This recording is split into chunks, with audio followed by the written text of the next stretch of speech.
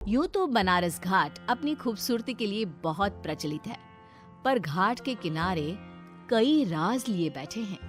ये कहानी शुरू होती है बनारस के घाट के पास बने ममता निवास से, जहां प्रिया लाल जोड़े में ममता के घर उसकी बहू बनकर आती है। आओ आओ बहू, घर को अपने पैरों से पवित्र करो। ममता घर की दहलीज पार कर ही रही होती है कि अचानक एक बहुत गंदी सी बास पूरे घर में फैल जाती है।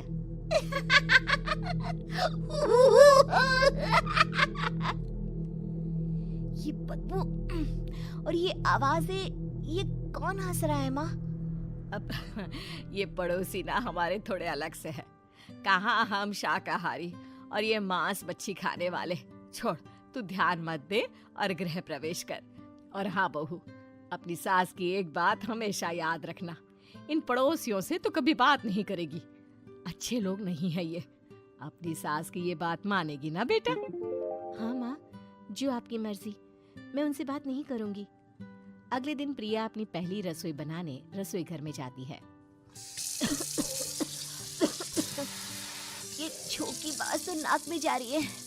एक काम करती हूँ, खिड़की खोल देती हूँ। प्रिया खिड़की खोलने जाती है। इतने जाले, लगता है इस खिड़की को कभी खोला ही नहीं गया। पर ऐसा क्यों? ओह, नॉन वेज की स्मेल आती होगी ना। 2 मिनट के लिए खोल लेती हूँ, फिर बंद कर दूंगी। प्रिया खिड़की खोलती है। खिड़की खोलते ही उसकी नजर सामने वाले घर की खिड़की पर पड़ती है, जहाँ एक लड़की खड़ी होती है। हाथों में मेहंदी, लाल रंग की साड़ी, बिल्कुल सजी धजी, मानो प्रिया की तरह ही वो भी नई नवेली बहू हो। वो प्रिया को देखकर मुस्कुराती है। हे भगवान, माँ ने तो इनसे बात करने को मना किया था। प्रिया फौरन ही खिड़की बंद कर देती है और तवे पर चढ़े रोटी की ओर देखने लगती है, पर वहाँ रोटी न होकर मछली पड़ी होती है।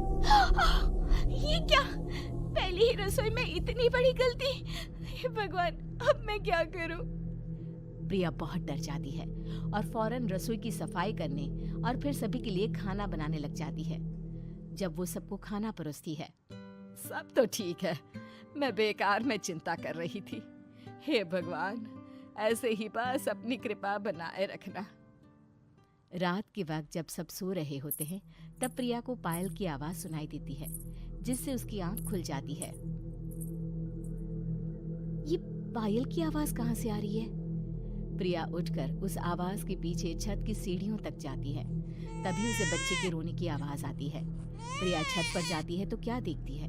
वही लाल साड़ी वाली लड़की अपनी गोद में एक नवजात बच्चे को घुमा घुमा कर सुला रही है। तभी प्रिया की नजर उसके पेट पर पड़ती है। ओह गॉड, ये तो प्रेग्नेंट भी है। सुनिए, बच्चा सो नहीं रहा है क्या?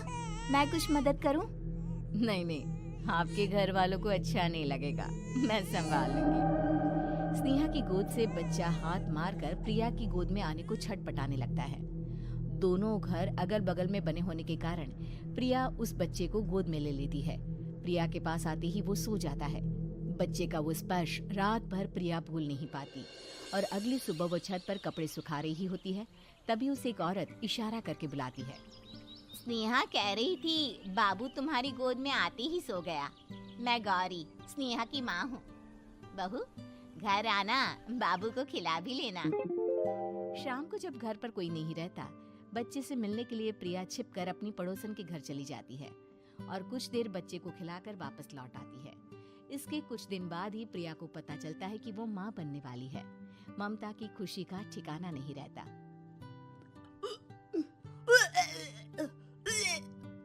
माँ जी, पता नहीं क्यों उल्टी आ रही है। प्रिया भागती हुई वॉशरूम में जाती है तो हरे और लाल रंग की उल्टी करती है। उस उल्टी में से कीड़े निकलते हैं।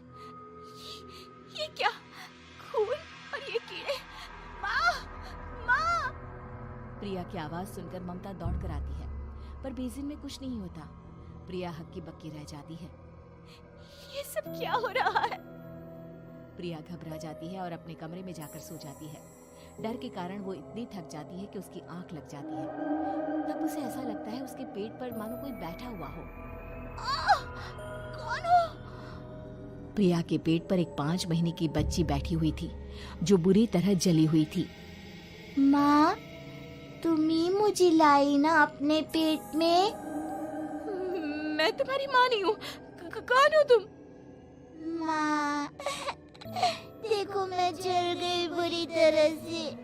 6 महीने पेट में रहने को भी मुझे नहीं मिला।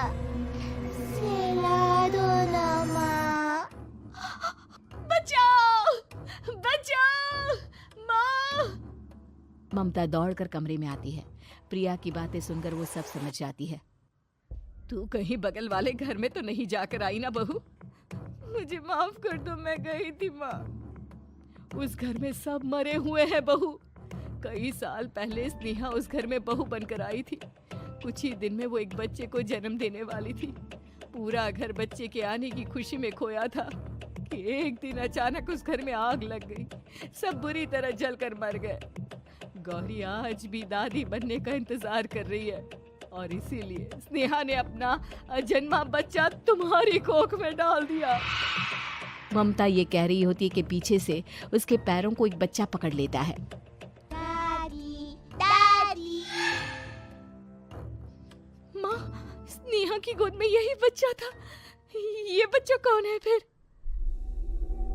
तेरी मौत है।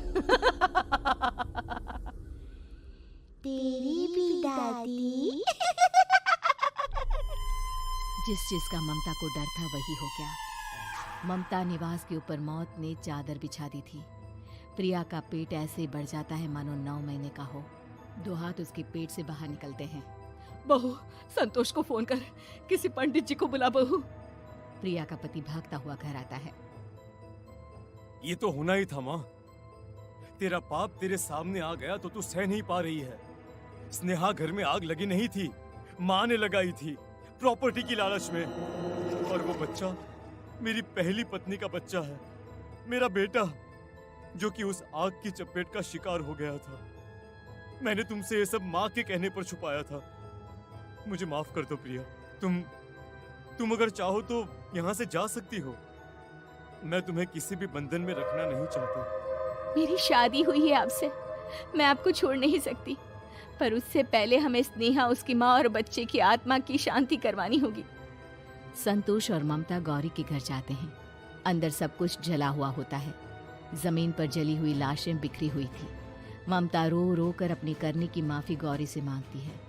प्रिया स्नेहा के घर वालों का अंतिम संस्कार करवा देती है और ममता निवास फिर से आत्माओं के साए से मुक्त हो जाता है।